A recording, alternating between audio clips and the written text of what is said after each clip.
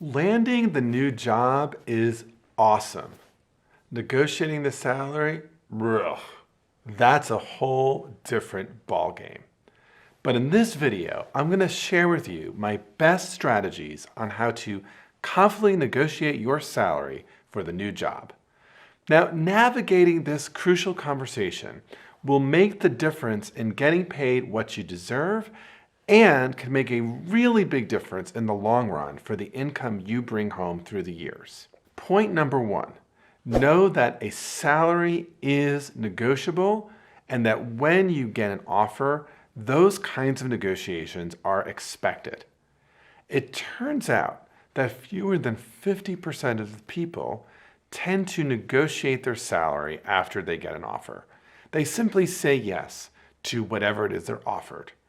But in most cases, you can negotiate your salary. And sometimes, even if you are given a salary range, you can negotiate within that range. So if you don't believe it's possible, you're not even going to try. So believe it is possible. Second is really around preparation. So do your homework. It means really preparing, researching relevant criteria for what might be a fair number for the particular job you're going into, given the experience that you have. Don't just, if they give you an offer of $60,000, don't just say, how about $62,000? That is a random ask. Instead, I want to actually be able to come to them with a precise number and a reason based on relevant criteria. Now, why is this useful? It turns out that most human beings like to see themselves as being fair-minded. So, if you can give a number to your employer and then explain why it's fair and appropriate, it incentivizes the employer to try to actually meet that standard of fairness, as opposed to just throwing out some additional high number, which then makes the employer think what you're trying to do is haggle.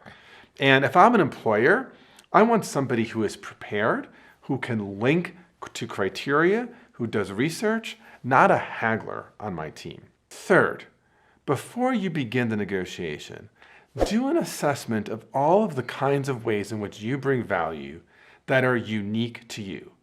That might be something related to your experience. It might be something related to the past work you've done, or an accomplishment, or maybe a degree that you bring to the table.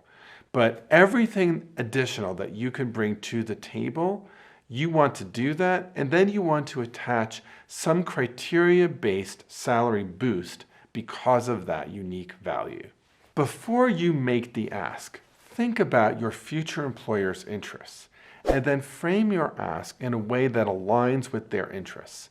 For example, to the degree that you know your boss wants you to feel motivated and wants you to think about this as a long-term career commitment, you might say something like, getting paid on the higher end I know will motivate me and will make it easier for me to align myself with this organization for the long haul.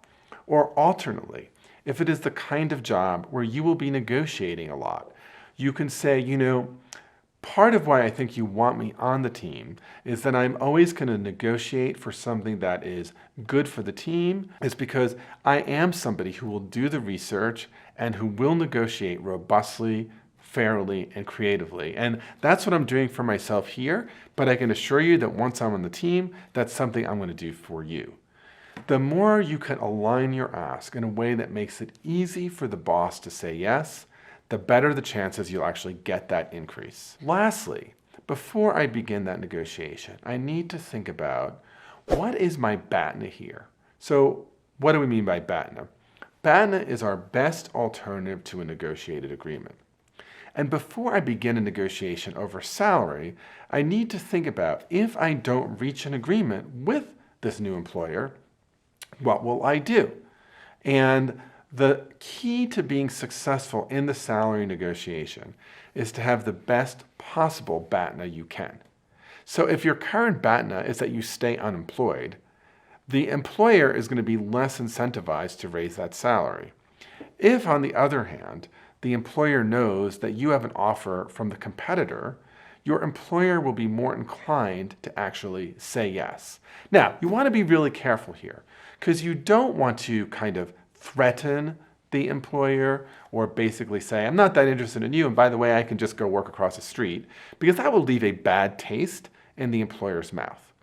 On the other hand, if you have a strong BATNA, first of all, you will come across as more confident.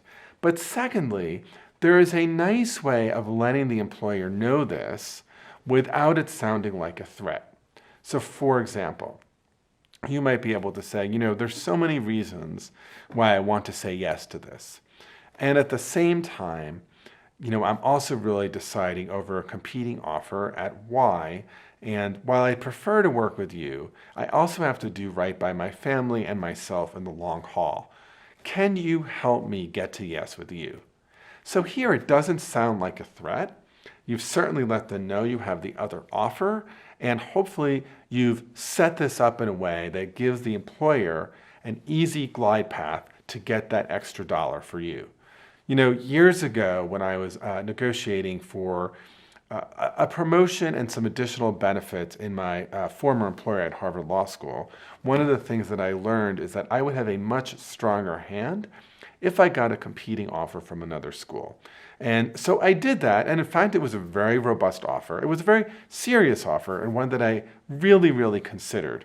But at the end of the day, what I was able to say in my negotiation at Harvard is, as much as I would like to stay here, I'm going to have to leave unless I can get A, B, and C. And it's not my preference, and I know you're working really hard to get me to stay here, and I hope you can understand how tough a choice this is for me. That last little bit was really what got us over the finish line in the salary negotiation.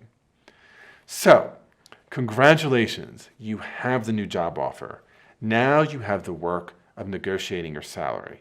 Here are 5 steps to take to increase the likelihood of getting a salary you want. First, remember, salary is negotiable. Second, prepare. Do your homework, research relevant criteria. Third, identify your own unique value adds and then find a way to share that with your future employer. Fourth, when you are making your ask, frame that ask in a way that aligns with your boss's interests. And fifth, before you go into that negotiation, improve your BATNA so that you can use it not as a threat, but as a way to incentivize your employer to go the extra mile and get you the extra salary you need. If you've enjoyed this video, I hope you'll subscribe to my channel, like the video, and ring the bell so that you never miss new negotiation content.